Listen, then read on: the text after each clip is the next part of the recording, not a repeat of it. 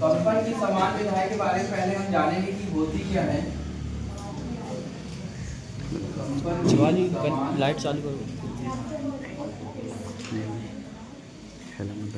जब दो तरंगे अध्यारोपित होती हैं, कैसी होंगी? अध्यारोपित। जब दो तरंगे अध्यारोपित होती हैं इस प्रकार से भी निकलेंगी। ये एक तरंग हो गई, ये दूसरी तरंग इस पे क्या हो रही है? अध्यारोपित। तो हम देखते हैं कि जहां पे दोनों तरंगे का विस्थापन शून्य हो जाता है, जहां पे दोनों तरंगों का विस्थापन शून्य हो जाता है, मतलब y बराबर कितना हो जाएगा? 0। जहां पे ये दोनों परिणामी तरंग मिल रही है वहां पे विस्थापन कैसा हो जाएगा? शून्य। जहां पे विस्थापन शून्य होगा वहां पे बनेगा नो। क्या बनेगा? और जहां पे दोनों तरंगे विपरीत होंगी वहां पे बनता है एंटी नोड। बोलते हैं एंटी नोड। इस प्रकार आगे देखते हैं, यहाँ पे एक नोड बनेगा, यहाँ पे एक नोड बनेगा और यहाँ पे भी एक नोड बनेगा, यहाँ पे भी एक नोड बनेगा, यहाँ पे एक एंटी नोड बन जाएगा, यहाँ पे एक एंटी नोड, यहाँ पे एक एंटी नोड।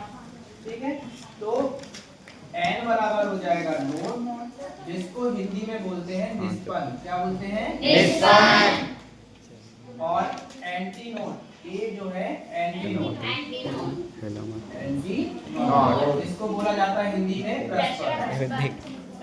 तो निष्पन्न और प्रस्पन्न, जहाँ पे दोनों परिणामी तरंग का विस्थापन शून्य हो जाएगा वहाँ पे निष्पन्न बनेगा, और जहाँ पे ये दोनों तरंगे विपरीत होंगी वहाँ पे क्या बनेगा? प्रस्पन्न। तो ये हो गया इसका नोड का और एंटी नोड का। दूरी होती है जिसको हम क्या बोलते हैं? लैम्डा। क्या बोलते हैं? लैम्डा। तो लैम्डा के लिए दोनों तरंगों के बीच में यहां से लेके यहां तक जब दोनों तरंगे कंपन कर लेंगी तो ये क्या कहलाएगा? लैम्डा। इसमें हम देख रहे हैं एक नोड यहाँ पे बनेगा, एक नोड यहाँ पे बनेगा, एक नोड यहाँ पे बनेगा, एंटी नोड यहाँ पे बन रहा है, एक एंटी नोड कहाँ पे बनेगा? यहाँ पे। तो जब लैम्डा दूरी होगी, लैम्डा तरंग दैर्घ्य होती है, जब लैम्डा तरंग दैर्घ्य होगी तो हम देख रहे हैं कि नोड्स की संख्या कितनी आएगी? 3, और एंटी नोड की कितनी आएगी? 2। ऐसे ही यदि हम लैम्डा बाई 2 निकालें तरंग दैर्घ्य लैम्डा बाई 2 निकालें, तो लैम्डा बाई 2 के लिए क्या होगा? दो तरंगे आपस में इस प्रकार से अध्यारोपित होगी और यहाँ पे दो नोड बनेंगे। कितने नोड बन रहे हैं? 2 नोड और एक एंटी नोड। तो नोड्स की संख्या हो जाएगी 2 और एंटी नोड की संख्या 1। अब लैम्डा बाई 2 तरंग दैर्घ्य निकल गई, अब निकालेंगे लैम्डा बाई 4। लैम्डा बाई 4 निकालेंगे तो दोनों तरंगे इस प्रकार से होंगी, हाफ में होंगी। इस प्रकार से जो होगा तरंग है वो क्या कहलाएगा? इसका लैम्डा बाई 4। इसमें एक नोड बन रहा है और एक क्या बनेगा? Anti node. नोड्स की संख्या हो जाएगी 1। ये थी कंपन की सामान्य विधि। अब हमारा इसमें क्वेश्चन बनता है कि खुला आर्गन पाइप में सम एवं विषम सन्नादि ज्ञात कीजिए। उसको कवर करते हैं, सम एवं विषम सन्नादि ज्ञात कीजिए। तो आपने देखा होगा खुला आर्गन पाइप कैसा होता है? दोनों तरफ से वो कैसा होगा? उसका मुंह खुला होगा। गांव में आपने देखा है चूल्हे में खाना पकाते हैं तो एक फूकनी रहती है, तो दोनों तरफ से कैसी रहती है? उसमें क्या करते हैं? कंपन कराते हैं, फूक मारते हैं ना। अभी क्या होगा? खुला आर्गन पाइप उसी की तरह होगा। तो अब हम देखते हैं कि खुला आर्गन पाइप में सम एवं विषम सन्नादि। इसके लिए क्या करेंगे? पहले फर्स्ट स्थिति लेते हैं, खुले आर्गन पाइप में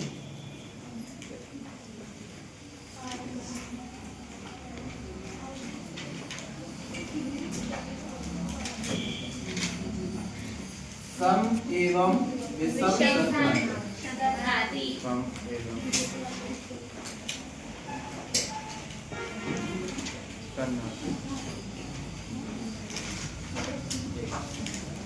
सबसे पहली स्थिति लेते हैं जिसमें क्या होगा कि एक नोड होगा और एक दो एंटी नोड। पहले उसका डायग्राम बना लेते हैं।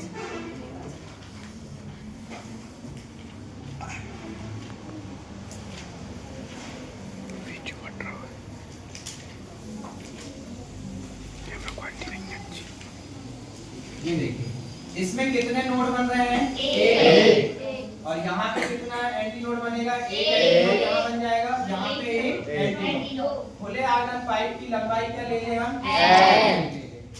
अब देखिए जब इसकी तरंग है देखेंगे तो यहाँ पे देख रहे हो आप, ये वाला कौन सा पार्ट होता है?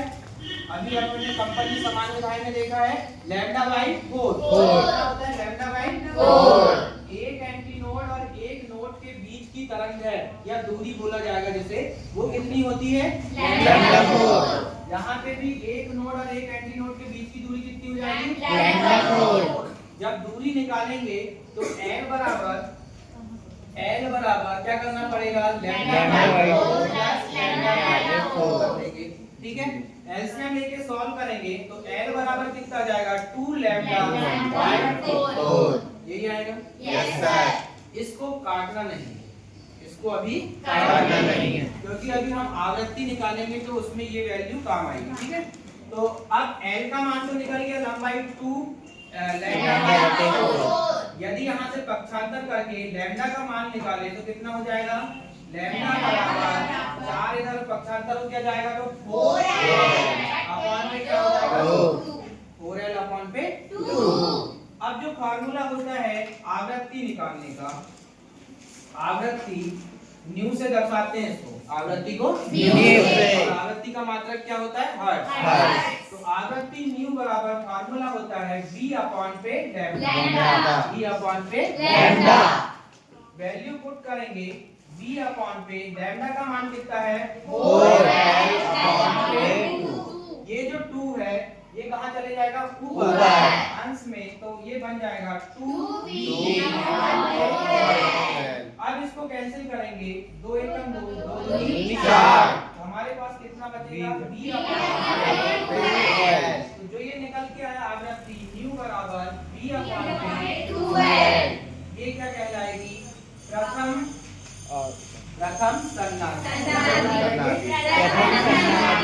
आवृत्ति। इसको हम बोलेंगे प्रथम आवृत्ति।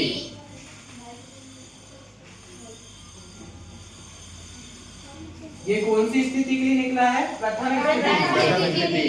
ऐसे ही अब हम इसको सेकंड स्थिति के लिए निकालते हैं। सेकंड स्थिति के लिए निकालेंगे, फिर से लेंगे एंटी नोड और नोड्स लेंगे। अब यहाँ पे 2 नोड्स बनेंगे और 3 एंटी नोड। डायग्राम बनाते हैं।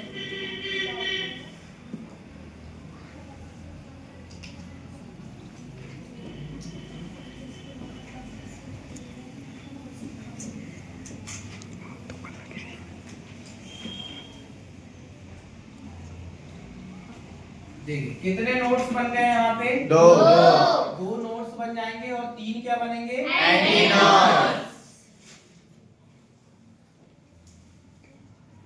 3 एंटी नोड बन गए। इसकी लंबाई फिर से कितनी हो जाएगी?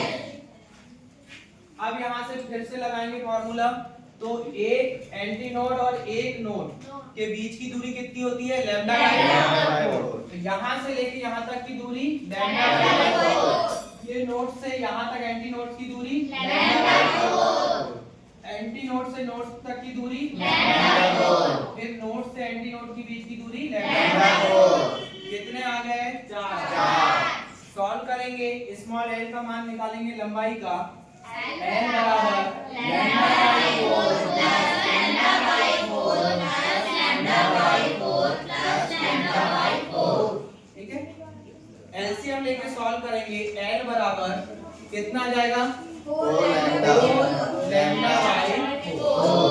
एलसीएम निकालेंगे तो कितना आएगा? 4 लैम्डा बाई 4।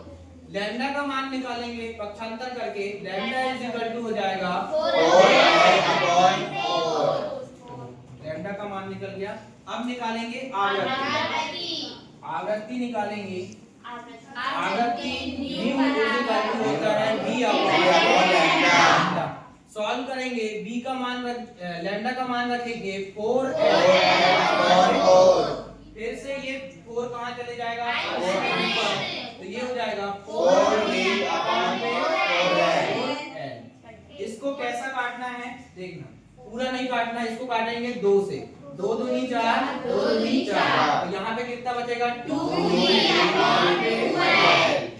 तो हम देख रहे हैं अगर हम 2 को अभी छोड़ दें और b अपान पे 2l को बस ले लें, किसको ले लें? b अपान पे 2l। तो ये मान किसके बराबर है?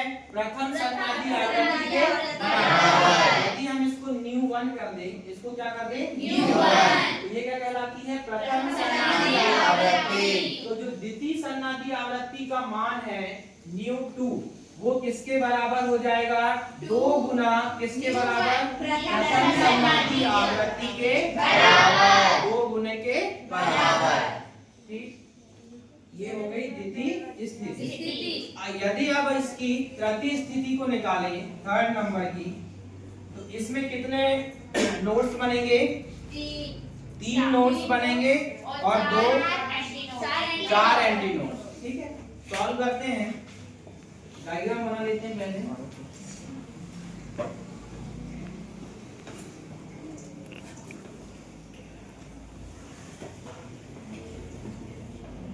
तीन बनेंगे नोट्स। देखो 3 बन गए, एक यहाँ पे बनेगा, एक यहाँ पे बन रहा है, एक यहाँ पे। एंटी नोट कितने बनेंगे? 4। 1 2 3 4 एंटी नोट बन गए। अब इनके बीच की जो दूरी है वो निकालेंगे। तो यहाँ एंटी नोट की दूरी λ/4। यहाँ से नोड और इसके बीच की दूरी λ/4। फिर एंटी नोड और इसकी λ/4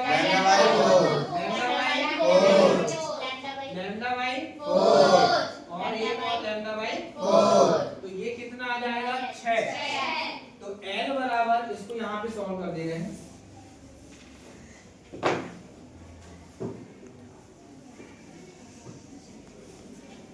स्मॉल l बराबर जब निकालेंगे तृतीय के लिए तीसरी परिस्थिति में, तो λ/4 प्लस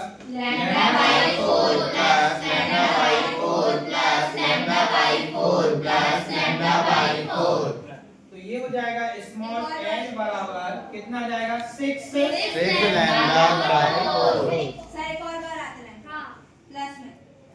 हाँ, एक छूट गया, λ/4।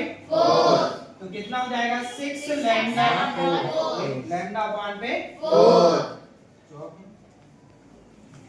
लैम्डा को क्या करेंगे? प्लस करेंगे। 6 बार आ जाएगा 6 λ/4। अब इसको सॉल्व करते हैं।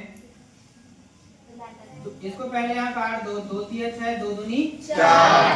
सॉल्व करेंगे, लैम्डा का मान निकालेंगे, कितना हो जाएगा?